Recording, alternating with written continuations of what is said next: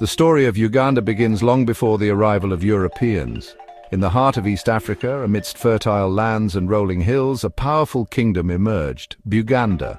Founded by the Bito people who migrated from present-day South Sudan around the 1500s, Buganda's influence spread across the region. Ruled by a succession of kings known as Kabakas, Buganda's power rested on a centralized government and a formidable military.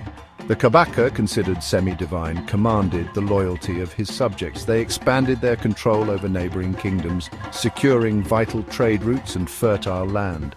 The kingdom thrived on agriculture, with bananas forming the staple food. They also developed sophisticated craftsmanship, particularly in bark cloth production and iron smelting.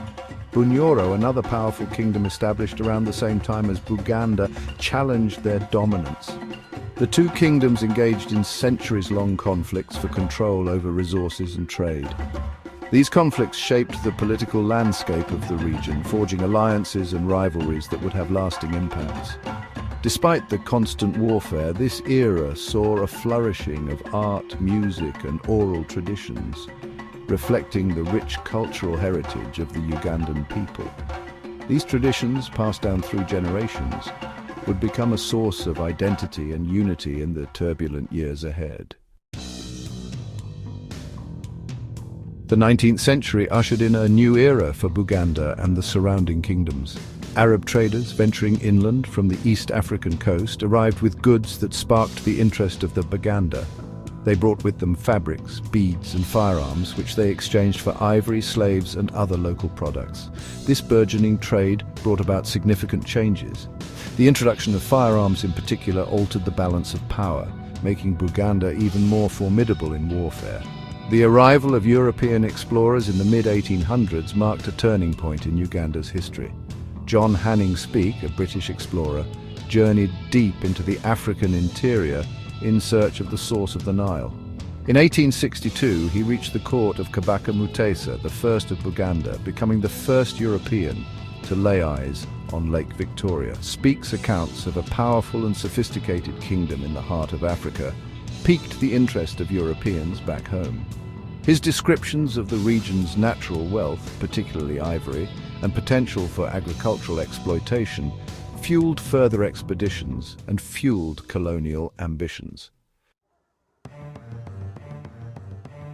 Following Speke's footsteps, Christian missionaries arrived in Buganda, eager to spread the gospel. Protestant missionaries from Britain and Catholic missionaries from France established missions, competing for converts and influence. Kabaka Mutesa I, a shrewd ruler, saw an opportunity to strengthen his kingdom through alliances with these newcomers. He welcomed the missionaries, recognizing the advantages of their education and technology. However, this embrace of foreign influence sowed the seeds of religious and political tensions that would later plague Uganda. The scramble for Africa, a period of intense colonization by European powers, brought Uganda fully under British control. In 1894, the British government declared Uganda a protectorate, marking the beginning of colonial rule. The British, eager to exploit the region's resources, established cotton plantations and introduced cash crop agriculture. They built infrastructure, including railroads and roads, primarily to facilitate the transportation of goods to the coast for export. The traditional power structures were disrupted as the British implemented their own administrative systems. Chiefs appointed by the colonial government replaced traditional leaders, eroding local autonomy and fueling resentment. The decades leading up to Uganda's independence were marked by growing unrest and a struggle for self-determination. The seeds of nationalism sown during the colonial era began to sprout. Educated Ugandans, exposed to new ideas and frustrated by the inequalities of colonial rule, began to agitate for independence. They formed political parties, organized protests, and demanded a greater say in their own affairs. Trade unions, formed to protect the rights of African workers, also became hotbeds of anti-colonial sentiment. However, the path to independence was far from smooth. Uganda, like many African nations, faced the challenge of forging a unified national identity from a diverse population. The British policy of divide and rule had exacerbated existing ethnic and religious divisions. This policy, intended to weaken resistance to colonial rule, created deep-seated mistrust between different communities, making the task of building a cohesive nation even more daunting. As the call for independence grew louder, these internal divisions became increasingly difficult to ignore. Section 5. A nation divided. Uganda finally achieved independence from Britain on October 9, 1962. Milton Obote, leader of the Uganda People's Congress, became the country's first prime minister.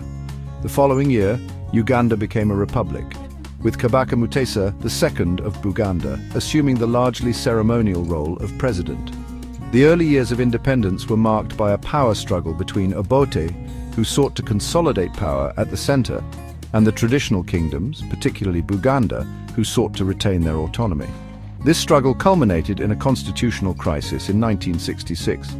Obote, determined to consolidate his power, abolished the traditional kingdoms, including Buganda. He introduced a new constitution that concentrated power in the hands of the central government, effectively sidelining the traditional rulers. This move was met with resistance, particularly in Buganda, where loyalty to the Kabaka remained strong. The country was plunged into turmoil as armed clashes erupted between government forces and those loyal to the Kabaka. This period of instability and violence cast a long shadow over Uganda's future, setting the stage for decades of turmoil and dictatorship.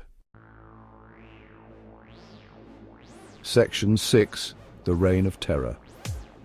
The political turmoil of the late 1960s created an environment ripe for military intervention. In 1971, while Obote was attending a Commonwealth conference in Singapore, Major General Idi Amin Dada, the head of the army, seized power in a military coup. Amin's rule, characterized by brutality and repression, would become synonymous with some of the darkest chapters in Uganda's history. He quickly consolidated his power, eliminating political opponents, both real and imagined, through arbitrary arrests, torture, and extrajudicial killings. Amin's regime, driven by paranoia and megalomania, unleashed a reign of terror upon Uganda. He expelled the entire Asian population from the country, accusing them of controlling the economy and sabotaging the country's progress. This expulsion, based on ethnic prejudice and economic ignorance, had devastating consequences for Uganda's economy, depriving the country of vital skills and entrepreneurial spirit. Amin's erratic behavior and human rights abuses drew international condemnation, isolating Uganda on the world stage. His regime became a byword for tyranny and brutality, leaving an indelible scar on the nation's psyche. Section 7. A Glimmer of Hope. Amin's reign of terror finally came to an end in 1979 when he was overthrown by a combined force of Tanzanian troops and Ugandan exiles. His downfall was met with jubilation across Uganda as people celebrated the end of a brutal dictatorship. However, the country was left in ruins, its economy in shambles and its social fabric torn apart. The task of rebuilding the nation after years of misrule and violence was daunting. The post-Amin years were marked by instability and uncertainty as different factions vied for power. Yusuf Lul, a respected academic, was installed as president, but his tenure was short-lived. He was replaced by Godfrey Beneza, who fared little better. The country held its first elections in 1980, which saw the return of Milton Obote to power. However, Obote's second stint in power was marred by allegations of rigging and human rights abuses, reigniting the cycle of violence and instability. Section 8. The Museveni Era. In 1986, Yoweri Museveni, a former guerrilla leader who had fought against both Obote and Amin, seized power in a military coup. Museveni, who had formed the National Resistance Army in 1981, promised to restore peace, stability and democracy to Uganda. His rise to power marked the beginning of a new era in Ugandan history, one characterized by relative peace and economic growth, but also by authoritarianism and the suppression of dissent. Museveni's government implemented economic reforms, attracting foreign investment and promoting economic growth. He also introduced universal primary education, significantly increasing access to education, particularly for girls. However, his regime has also been criticized for its human rights record, its crackdown on political opposition, and its increasing authoritarian tendencies. Museveni has amended the constitution multiple times to extend his rule, removing presidential term limits and effectively establishing himself as a president for life. Section 9. A future uncertain. As of 2025, Uganda stands at a crossroads. The country has experienced significant economic growth and development under Museveni's rule.